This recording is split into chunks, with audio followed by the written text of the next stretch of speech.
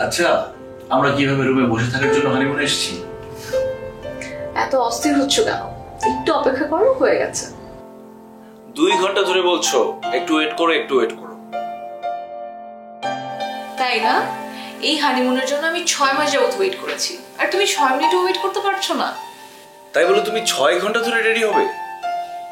একদম ফালতু কথা বলবে না। আমি মোটেও 6 ঘন্টা ধরে রেডি হচ্ছি না। তুমি বলতে পারো আমি ঘন্টা 1.5 যাবত রেডি হচ্ছি। মিথ্যে বলবে না দীপা, মিথ্যে আমি একদম সহ্য করতে পারি না। ও বাবা, এই 6 মাস যাবত যে আমি তোমাকে বলছিলাম কবে হানিমুনে যাব আমরা, কবে হানিমুনে যাব, তুমি তো আমার কোনো কথা কানেই নিচ্ছিলে না। আর আজকে উনি হানিমুনে এসে বাইরে যাওয়ার জন্য একদম অস্থির হয়ে গিয়েছে। ও আচ্ছা, এই কথা। না ঠিক আছে, আমি কি আর জানতাম হানিমুন মানে রুমের মধ্যে বসে থাকা আর ঘন্টার পর ঘন্টা সাজুগুজু করা।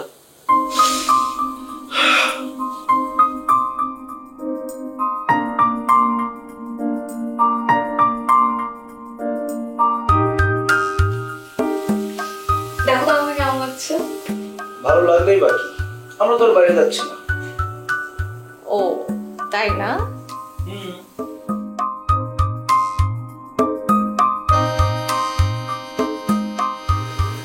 তাই না?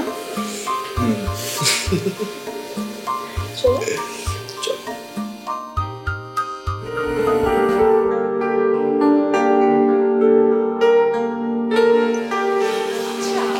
আগে আমরা কোথায় যাবো?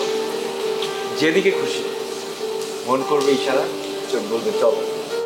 ও মাই গড, এত রোমান্টিক! কোথায় ছিল এই রোমান্টিকতা এই 6 মাস? 6 মাস জমিয়ে রেখেছি। তাই?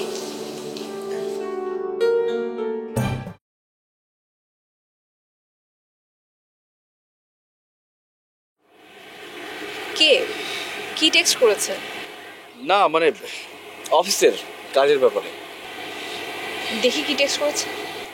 আরে না, কাজের। দেখি না। Boss, we have to go another place. মানে? না ওই আমাদের আরেকটা অফিস নেবে তো, তো ওইটার লোকেশন নিয়ে বোধহয় প্রবলেম হয়েছে। পাগল, আমরা এখানে হানিমুনে এসেছি, তুমি এখানে এসেও তোমার অফিসের কাজ করবে? আহা, অফিসের এত বড় দায়িত্ব আমাকে দিয়ে রেখেছে, চোখ কান বন্ধ রাখলে চলবে? তাহলে আমরা হানিমুনে কেন এসেছি? এতদিন তো কাজের বাহানা দিয়ে আসতে চাওনি। 6টা মাস আমি ওয়েট করেছি, আরও না হয় কিছুদিন ওয়েট করতাম।